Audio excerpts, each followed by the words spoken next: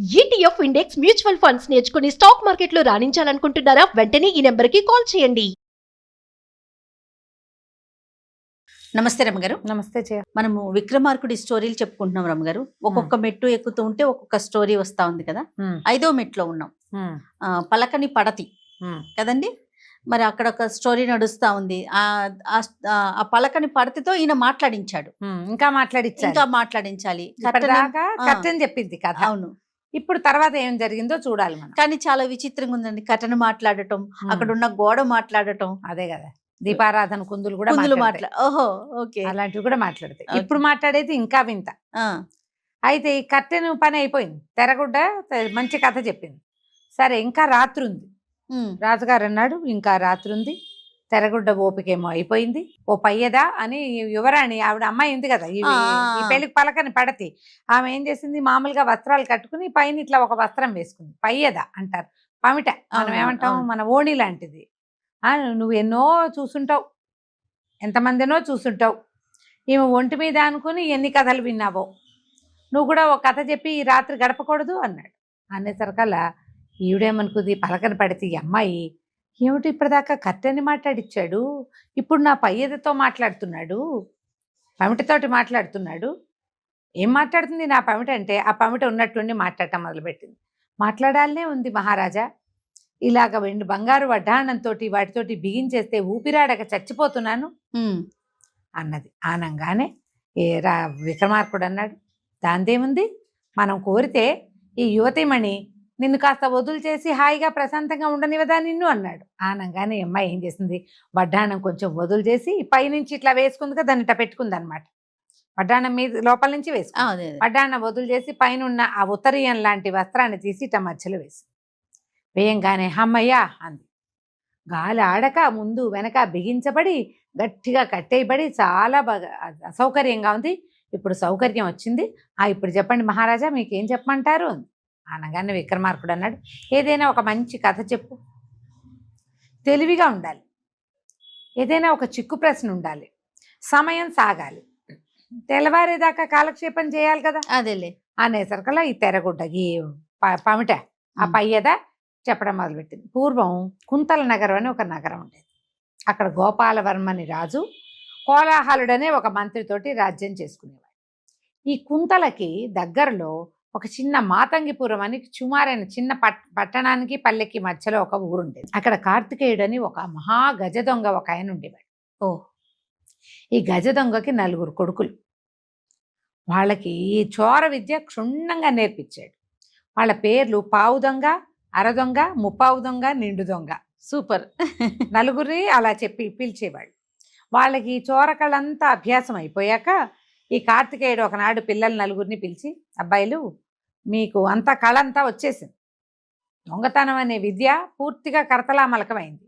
కాకపోతే మీరు ఇట చిన్న చిన్న ఊళ్ళల్లో, చుట్టుపక్కల ఊళ్ళల్లో కాదు, మహానగరంలో చౌర్యం చేసి పట్టుబడకుండా వెనక్కి వస్తే అప్పుడు మీ ప్రజ్ఞ, మీ చదువు పూర్తయినట్టు. కాబట్టి మహానగరానికి వెళ్ళే ప్రయత్నం చేయండి అన్నాడు. అందులో పావు దొంగ మొదట బయలుదేరాడు. ఆ పావు దొంగ ఏం చేశాడు, ఊళ్ళోకి వెళ్ళాడు, కుంతల నగరానికి ప్రవేశం చేశాడు.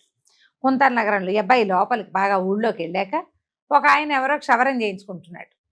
బార్బర్ తోటి తల గడ్డం గీయించుకుంటుంటే అక్కడ నిలబడి మన పావు దొంగ అన్నాడు, ఒక షురక, నాకు అర్జెంటు పని ఉంది, ముఖ్యంగా వెళ్ళవలసిన పని ఒకటి ఉంది, పావలా ఇస్తాను, ముందు నాకు గడ్డం చెయ్యి అన్నాడు. అనగానే మామూలుగా వీళ్ళకి అణాలు, బేడలు, అర్ధణాలు వస్తాయి. పావలా అంటే పెద్ద, కొంచెం ఎక్కువ. ఏమన్నాడు, ఆ గడ్డం చేసుకుంటున్నా ఆయనతో, బాబు ఒక్క 5 నిమిషాలు ఆగండి, ఈయనకి ఏదో అర్జెంటుట, ఆయనకి చేసేసి మీకు చేస్తానని సగం గడ్డం చేసి అక్కడ కూర్చోబెట్టి ఆయన్ని యువతలకు వచ్చి వీడికి చక్కగా నున్నగా గడ్డం చేశాడు. మొహం తలతల్లాడుతోంది.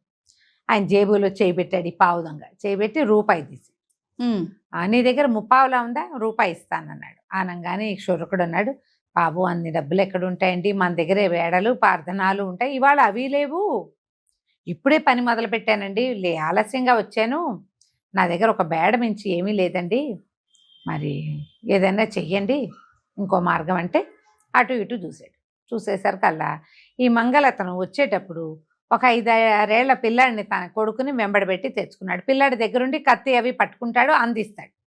అంతవాడు ఈ పిల్లాడు ఎవరి పిల్లాడు అని అడిగాడు. పావు దొంగ. మా అబ్బాయేనండి అన్నాడు క్షురకుడు. అంటే సరే పిల్లాడిని నా వెంట పంపించు, నేను నీకు చిల్లరిచ్చి పంపిస్తా, పావలా ఇచ్చి పంపిస్తానంటే సరే బాగానే ఉందిగా, అలాగేనండి అన్నాడు. ఏదో ఈ సందు చివరు ఉన్నారని అతను అనుకున్నాడు. ఈ గడ్డం చేయించుకోవడానికి అక్కడెక్కడో మాతంగిపురం నుంచి ఇక్కడికి వస్తారని ఎవరు ఊహిస్తారు? అంతేగా. ఈ సందు చివరున్న వాళ్ళే తనని చూసి వచ్చారని అతను అనుకున్నాడు. ఈ పిల్లాన్ని వెంబడ పెట్టుకుని వెళ్ళిన ఈ పావు దొంగ ఒక బ్రహ్మాండమైన బట్టల దుకాణంలోకి వెళ్ళాడు. వెళ్ళి మేము అదేదో ఊరు నుంచి ఇక్కడికి వచ్చాము, ఓకే, మా వాళ్ళు వస్త్రాలన్నీ పాతపడ్డాయి, ఈ ఊళ్ళో వస్త్రాలు చాలా బాగుంటాయని విన్నారు మా ఆడవాళ్ళు, వాళ్ళంతా ఈ కొట్లకి వాటికి తిరగరు కాబట్టి నేనే సెలెక్ట్ చేస్తాను, మంచి బట్టలు చూపించమన్నాడు. వీడు జవజవలాడుతున్నాడు. 20-24 ఏళ్ళు ఉన్నాయి. అప్పుడే ఫ్రెష్గా గడ్డం గీసి మొహం తలతల్లాడుతూ ఉండేసరికి ఏమన్నా ఎవడో గొప్పింటి బిడ్డ అనుకుని బట్టల దుకాణం ఆయన బ్రహ్మాండంగా చూపించాడు. బోల్డ్ బట్టలు. 50 చీరలు సెలెక్ట్ చేశాడు. 50 సెలెక్ట్ చేశాక ఏమన్నాడు, షాపులో ఎవరైనా కుర్రాడు ఉన్నాడా, నాతో పాటు పంపించమన్నాడు. దుకాణంలో ఎవరైనా పిల్లాడు ఉంటే నాతో పంపిస్తే మా ఆడవాళ్ళు చూసాక ఈ 50లోంచి 30 తీసుకుంటాం, మిగిలిన 20 డబ్బులు నేను మీకు వెనక్కి పంపిస్తాను. అంటే కుర్రాడు ఎవరు లేరండి అనేసరికల్లా అయితే సరే ఇదిగో ఈ పిల్లాడు మా పిల్లాడేను, వీడిని నీ దగ్గర కూర్చోబెట్టుకో, పిల్లని ఉంచుకో, నేను బట్టలు తీసుకెళ్ళి చూపిస్తానంటే మంచిదేగా. 5-6 ఏళ్ల బిడ్డ కోసం రాకేం చేస్తారనుకుని పిల్లాడికి ఏదో వచ్చింది బెల్లం ముక్క, పటిక బెల్లం ముక్క దేవుడి దగ్గర పెట్టింది తీసి చేతిలో పెట్టి ఆ గట్టు మీద కూర్చోబెట్టుకున్నాడు దుకాణస్తుడు.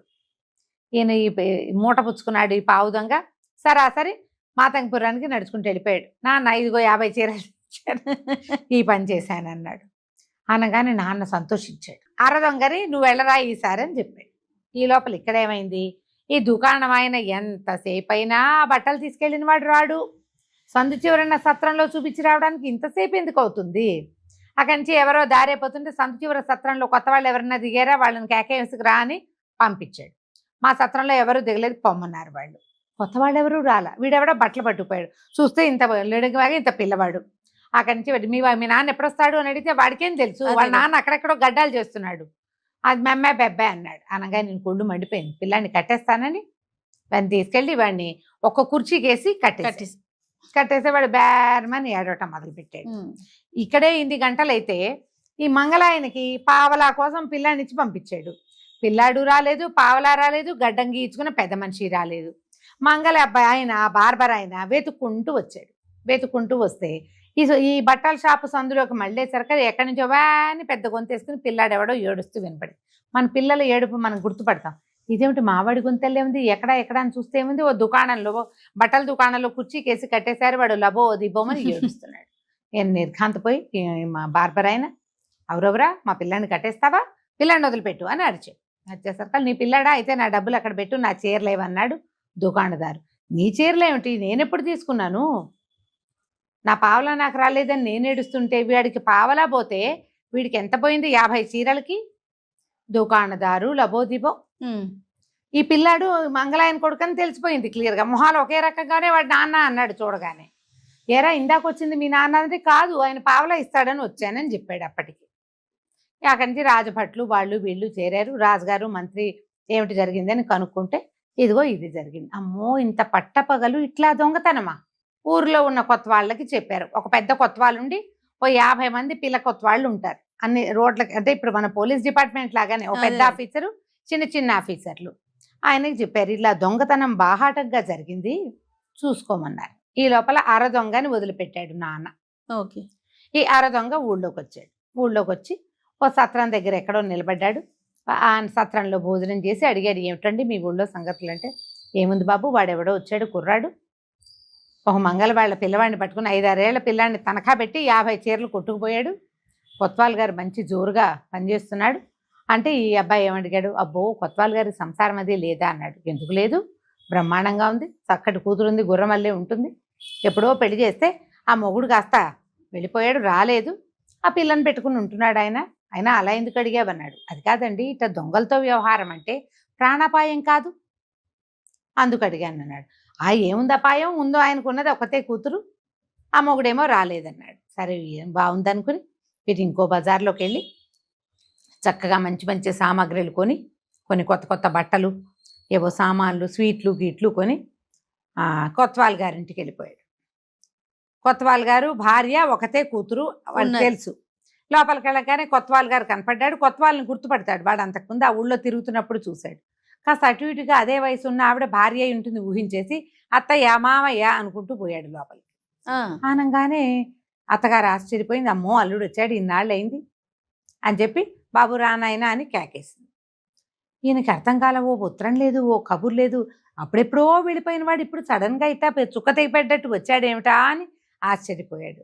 ఈ వచ్చిన వాడు చక్క ఉఠావుగా బాగున్నాడు, కొంచెం కండలు తిరుగున్నాడు. వాళ్ళు ఎప్పుడో ఆ పిల్లాడికి 14 ఏళ్ళు, దానికి 10 ఏళ్ళు అప్పుడు పెళ్లి చేశారు.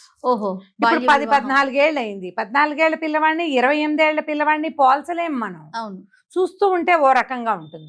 ఆ మొహం ఈ మొహం ఒకేలా ఉంది. బాగా సాగాడు, పొడుగయ్యాడు అనుకున్నారు. వీడు దొంగ, బాగా గోడలెక్కి గొడుగులెక్కి కండలు చేరుండాడు కుర్రాడు.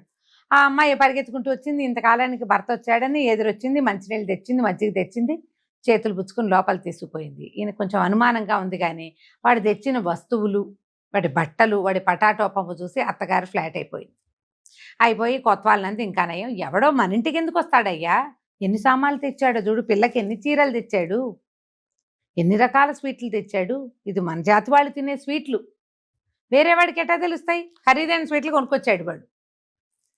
ఇక ఆవిడ మా భర్తని కేకలేసింది. సరే ఆయన సరేలే అనుకుని వెళ్ళిపోయాడు ఆయన ఊళ్ళో పని చూసుకోవడానికి. అల్లుండి లోపల తీసుకెళ్లారు, తలంటి పోయించారు, మరి భోజనం పెట్టారు. భార్య అబ్బాయి కబుర్లు చెప్పుకున్నారు. ఈవిడ చెప్పింది జాగ్రత్తగా, నాయన ముహూర్తం పెట్టాలి మన పునఃసంధానానికి, కాబట్టి ఊరికే కబుర్లు అవి చెప్పుకోండి అని చెప్పి జాగ్రత్తగా కూతురు కూడా చెప్పింది. భర్త దగ్గరికి వెళ్ళకూడదని, కొంచెం ఊరికే కబుర్లు చెప్పాలంతే. వాళ్ళ అమ్మ నాన్నకు ఉత్తరం రాసి ముహూర్తం పెట్టాక అప్పుడు వేరే కార్యక్రమాలు జరుగుతాయని ఆవిడ జాగ్రత్తగా చెప్పింది. ఈ అబ్బాయి అమ్మాయితోటి కబుర్లు చెప్తున్నాడు. అమ్మాయి చక్కగా భర్త వచ్చాడని బాగా అలంకారం చేసుకుని, ఉన్న నగలన్నీ పెళ్లికి అత్తవారు పెట్టినవి, అమ్మ వాళ్ళు పెట్టినవి అన్ని నగలు అలంకరించుకుని బుట్టబొమ్మలాగా వచ్చి కూర్చుంది కబుర్లకి. రాత్రి 10:30-11 గంటలైంది. భోజనాలు అయిపోయినాయి. పిచ్చాపాటి ఆ ఊరు ఈ ఊరు కబుర్లు, చదువు కబుర్లు, వ్యాపారపు కబుర్లు ఇవి మాట్లాడుకోవచ్చు, ఏముంది. అక్క అందకుండా పోక్క పొందకుండా ఏవో చెప్పుకుంటారు. ఆ ఊళ్ళోకి వెళ్ళి కాసేపు తిరిగి వస్తే బాగుంటుంది, చల్లగాలి తిరిగిందని యువతలకు వచ్చాడు. వస్తే మామగారు బయలుదేరుతున్నాడు. ఏంటి మావయ్య మీరు ఊళ్ళోకి వెళ్తున్నారా, నేను కూడా వస్తా, ఈ ఊరు చూసి ఎన్నేళ్ళైందో, ఎప్పుడో చిన్నప్పుడు చూసా, వస్తానన్నాడు. సరే అల్లుడు సరదా పడుతున్నాడు కదా, అమ్మాయి దగ్గర ఉంచితే ఏం ఇబ్బంది వస్తుందోనని ఆయన వెంబడి తీసుకెళ్తానని ఒప్పుకున్నాడు. ఇద్దరు కలిసి బయలుదేరారు. ఈ కోట గుమ్మం దాటి వెళ్తుంటే అక్కడ ఒక స్తంభం లాంటిది ఉంది. అదేంటంటే బండకొయ్య లాంటిది అంటారు, కొరత స్తంభం లేదా బండకొయ్య అంటారు. ఇట్లా ఎక్కడైనా రోడ్డు మీద దొంగలు దొరికారనుకో, దానికి అరెస్ట్ చేసి తీసుకెళ్ళిపోకుండా వాళ్ళని ఏం చేస్తారు, ఆ కొయ్య లోపలికి పెట్టి వాడి మీద నుంచి ఇట్లా మెడ మీదకి అది వేసేసి చిన్న సీలు తిప్పుతారు. వాడు అక్కడే ఉంటాడు, వాడు పారిపోలేడు అనమాట. ఇదేమిటి అని అడిగాడు. అడిగితే ఇది బండకొయ్య అని మామగారు చెప్పాడు. అర్రే భలేగా ఉంది, నేను ఎప్పుడు చూడలేదు, చిన్నప్పుడు చూసాను, గుర్తు కూడా లేదు, ఇందులో ఎలా పెట్టాలి మావయ్య, నన్ను ఒకసారి పెట్టవా అన్నాడు. కొత్తవాళ్ళు గారు, ఇదిగో ఈ పక్క సీలు తీసి ఈ కడ్డీ ఇట్లా తీయాలి, ఇట్లా మనిషి నుంచి ఇందులోకి పెట్టి ఆ కడ్డీని వాడి మీద నుంచి వేసేసి సీల బిగించాలి అన్నాడు. నన్ను పెట్టు, నా ఎట్లా ఉంటుందో చూస్తాను అన్నాడు. అనగానే ఈయనేం మొహమాట పడ్డాడు. ఎప్పుడో పెళ్ళయింది, రాక ఇన్నాళ్ళ కరుడు తొలిసారి వస్తే ఏదో అమర్యాదగా ఈ బండకొయ్యేస్తే ఏం బాగుంటుంది, రేపొద్దున వాళ్ళ అమ్మా నాన్నకి వీళ్ళ చుట్టాలకి మా మామగారు నన్ను బండకొయ్యలో పెట్టి చూపించాడంటే పరువు తక్కువ కాదు, బాగుండదని, నిన్నెందుకులే బాబు నేను వంగుతాను, ఒకసారి ఇది వెయ్యి నీకు తెలుస్తుంది అని చెప్పి ఈ కొత్త వాళ్ళ గారే తల అందులో పెట్టాడు. మన కుర్రాడు ఎర్రదొంగ ఉన్నాడుగా, అది వేసేసి సీల బిగించాడు. భలే అటు తిరిగి ఇటు తిరిగి చూశాడు. భలేగా ఉంది మామయ్య, చాలా బాగుంది ఈ శిక్ష. అటు ఇటు తిరిగి సరే ఇప్పుడు ఏం చేయాలి అన్నాడు. ఈ సీల తిప్పమన్నాడు మామగారు. వాడు ఎంత తిప్పినా తిరగదే, అది సీల ఊడు రాల. ఎందుకంటే వాడి సీలకి ఊడదీసే ఉద్దేశం లేదు వాడికి. బిగించడానికి ఎటు తిప్పాడో వాడు అటే తిప్పుతున్నాడు, వెనక్కి తిప్పట్ల. ఈ ఒంగున్న మామగారికి సీల వెనక్కి తిప్పట్లేదు అనేది అర్థం కాల. అదేమిటి అటే బిగిసిపోయింది, ఈ మధ్య వాడలేదు, మొన్న వచ్చిన వానలకి తుప్పట్టిపోయినట్టుంది, ఇందాక సులువుగానే వచ్చిందే అని ఆయన ఆశ్చర్యపోయి, అబ్బాయి ఓ పని చేయమ్మా, నువ్వు గబుక్కున మన ఇంటి వైపుకి వెళ్ళు, అత్తయ్యకి చెప్పు, లేదా మన వాకిట్లో ఉన్న సైనికులకు చెప్పినా సీల ఇరుక్కుపోయిందని చెప్తే ఎవడో ఒకడు వచ్చి ఓ నూంచుకో తెచ్చి దీంట్లో వేసి తిప్పుతారు అన్నాడు. అలాగే మావయ్య అని ఇంటికి వెళ్ళిపోయి అత్తయ్య మావయ్యని ఎందుకనో పోలీసులు అధికారులు బంధించారు, అక్కడెక్కడో దొంగతనం జరిగితే ఆ మావయ్య సరిగ్గా చేయలేదని బంధించేశారు, మరి వాళ్ళు ఆయన్నేమో ఈ బండకొయ్యలో వేశారు, ఎందుకైనా మంచిది ఆ దొంగలు అక్కడెక్కడో పడిన దొంగలు మన ఇంటి మీదకి వస్తారేమో, బంగారం వస్తువులన్నీ జాగ్రత్త పెట్టించమన్నాడు మావయ్య అన్నాడు. అనేసరికల్లా ఆవిడేం చేసింది, లోపల నుంచి బంగారపు వస్తువులను పెద్ద పెట్టి పుచ్చుకొచ్చేసింది. పిల్ల నిద్రపోతుందిగా, పిల్లని లేవదీసేసి వస్తే నీ నగలని తీసి మీ ఆయనకి ఇవ్వవే అని కూతురు చేత చెవుల దగ్గర నుంచి ఉంగరాల దగ్గర నుంచి ఒలిపిచ్చేసి మూట కట్టేసి చేతిలో పెట్టింది. నాయన ఇవి జాగ్రత్త, ఎక్కడైనా దాపెట్టేసేయి నువ్వు, పద నేను కూడా మామయ్యని చూస్తానంది. అనేసరికల్లా కుర్రాడు అన్నాడు, చిచ్చి అర్ధరాత్రి పూట ఆడాళ్ళు వస్తే ఏం బాగుంటుంది అత్తయ్య, నేను ఇవి దాచిపెట్టి మామయ్య చెప్పిన రహస్య ప్రదేశంలోనే దాచిపెట్టి నేను వెళ్ళి మామయ్య దగ్గర నుంచుట్ట, తెల్లవారేసరికి నువ్వు వద్దు గాని అని చెప్పేసి మొత్తం నగ నట్రా మొత్తం మూట కట్టుకుని జయపరమేశ్వర అని వెళ్ళిపోయాడు. శభాష్. వాడి ఇంటికి వెళ్ళి నాన్నకు చూపించాడు, ఏం చేశాడో చెప్పాడు. నాన్న సంతోషించాడు. ఆడు బాగుంది. చిన్నవాడేమో 50 చీరలు తెస్తే వీడిని తెచ్చాడు. బంగారమే వేసుకొచ్చి కొత్తవాళ్ళ గారింటో ఉన్న బంగారం అంతా వేసుకొచ్చారు.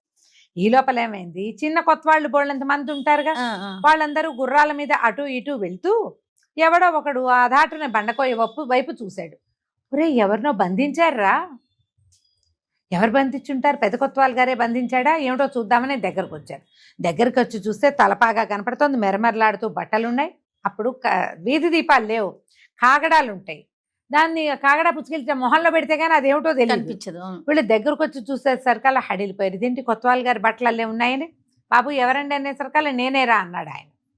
ఇదేమిటండి ఇలా పట్టుపడ్డారు అనేసరికల్లా మా అల్లుడు పెట్టెళ్ళాడు, ఇంటికి వెళ్ళాడు, వాళ్ళు ఎవరినో పిలుచుకొస్తానన్నాడు, ఎవరు రాలేదు ఏమిటా అని చూస్తున్నాను, మా ఆవిడకి ఏమన్నా తెలిసి ఉంటుంది సమాచారం, అక్కడికి ఎవరైనా ఒకళ్ళు లగెత్తంటారా గుర్రం మీద వెళ్ళండి అని గుర్రాల మీద అక్కడికి పంపించారు.